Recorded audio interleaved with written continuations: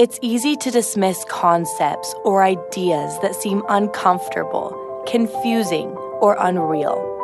The Nebulous is a new podcast that explores perceptions about complex themes relating to the human experience and the ambiguities of the human mind. I'm Lexi Smith, and I invite you to challenge your beliefs, open your mind, and learn from a diverse group of people. Subscribe to The Nebulous today. Recall the episode with the psychic Kathy Kearns. People go to her to find their right path, make changes in their life, or maybe simply due to curiosity. So let's look into a different world, a different idea. This time, let's talk about free will and fate. Fate is like the idea of predestination, or that you are becoming someone that you were before. Fate is just what happens. I think your life's predetermined. I think you're in charge of the choices that you make. Fate is just something that's meant to be, meant to happen. Oh, you definitely make your own choices. So there is a variety out there. Some opinions are more adamant and believed in than others. But what does this mean to the person? How does it frame the way that they look at the world? Could it have an actual impact or influence on how that person lives their life? We're going to spend this episode unpacking exactly what our reality would look like in each scenario.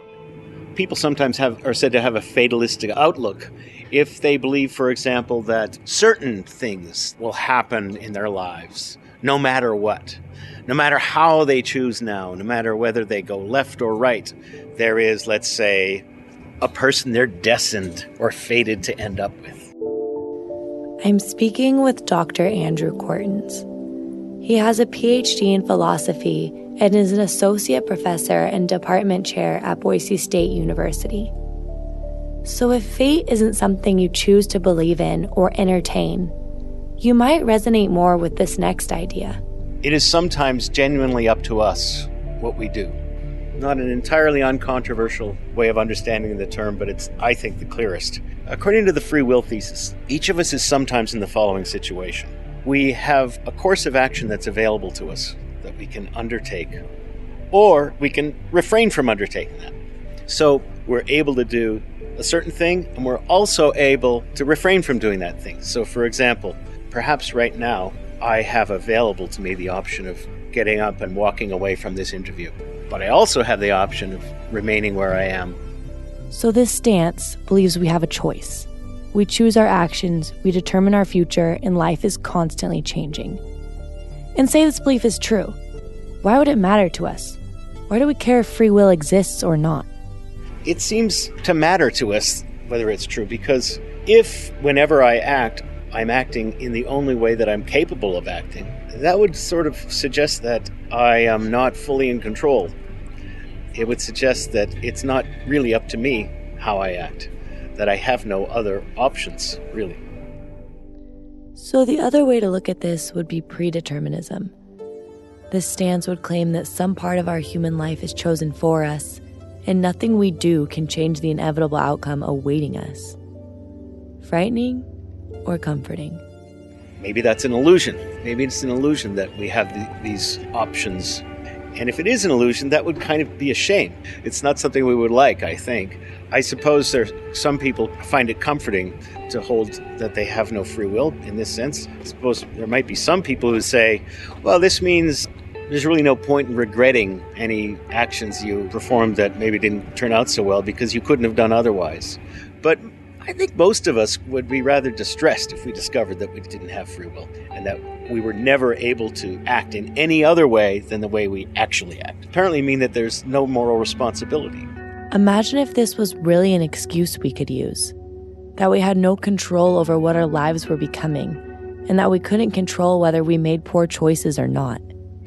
If, after all, the person who stole the cookies from the cookie jar wasn't really able to refrain from stealing those cookies, how can it be proper to blame him for stealing the cookies? How can it be proper to hold him morally responsible or accountable for his theft if he had no option but to steal?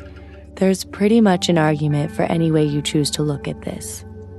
I understand it in levels. One level would be a determinist, one might be a fatalist, and others might believe bits and pieces of both.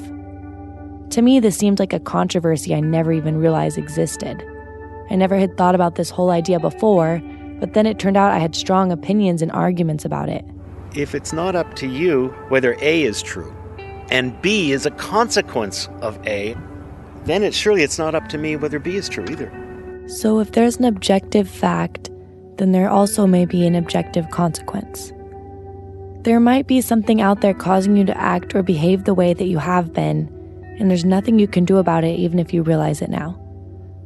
If A is true, B is true. And that's to my mind, a very powerful argument for the conclusion that if determinism is true, that would mean there's no free will.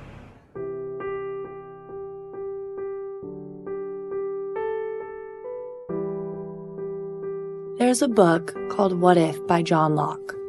It lays out various different scenarios and forces you to think critically and definitely philosophically about what's happening in each of these stories.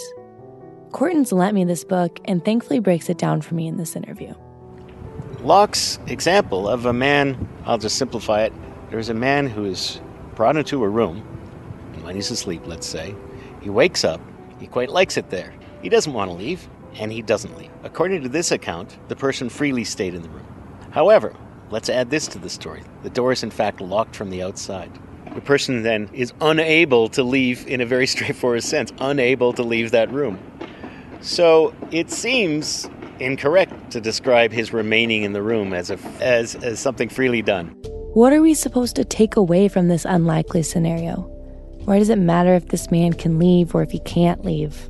This example of the man in the locked room could be used as a strike against this particular account of free will. To act in accordance with your wants may be necessary for your action to be free, but it's not sufficient, right? Because here's a case where a man acts in accordance with his wants, but he doesn't remain in the room freely.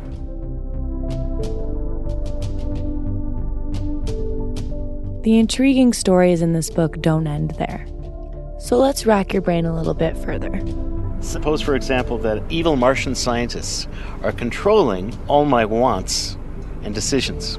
All my desires, wishes, decisions are actually being directly manipulated by evil Martian scientists.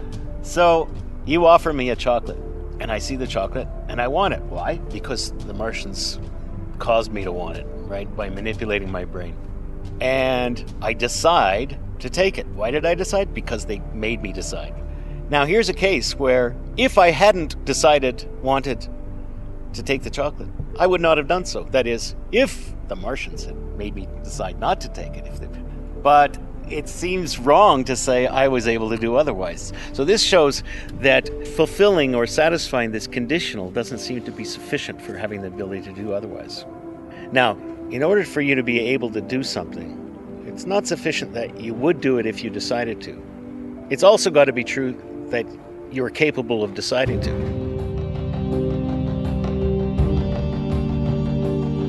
I'm having a conversation about fate and free will with Andrew Cortens, a philosophy professor from Boise State University. So theoretically, are your wants even your wants? How do we know if there's not some external factor causing us to desire the things that we do? I'm fairly confident that there's no Martians controlling our minds, but maybe you get the idea. What capability and control do we really have over our lives? I'd have to imagine something being different a moment ago that would have had an effect on my desires and motivational structures that's different from the way they actually are. But if you keep fixed my actual desires, right, to be a cooperative person who keeps their promises in this situation, if you keep that fixed, then it's not so clear that I really do have the ability to act in total variance, right? Let's see that bike over there. Can I steal that bike? Well, maybe not. I have no reason to want to steal a bike. I can imagine a world rather like this one in which I did have a reason, but that would be a world where the past was a little bit different. And remember, the past state of the universe, including the past state of my own brain or mind or what have you, is not something I now have any control over.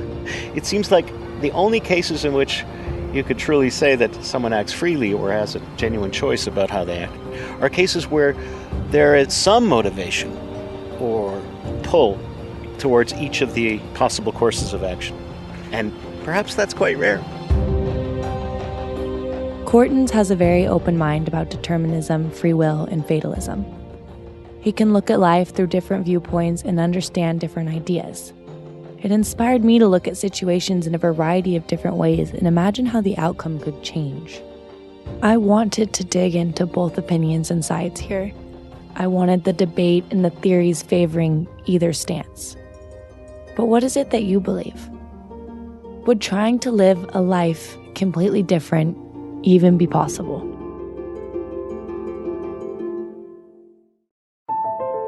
Thank you for listening to The Nebulous by Boise State Public Radio. I'm Lexi Smith. Music by Topher Moore and Alex Salina, White Sand, Baskar, Unique, Stefan Dom, and Keys of Moon.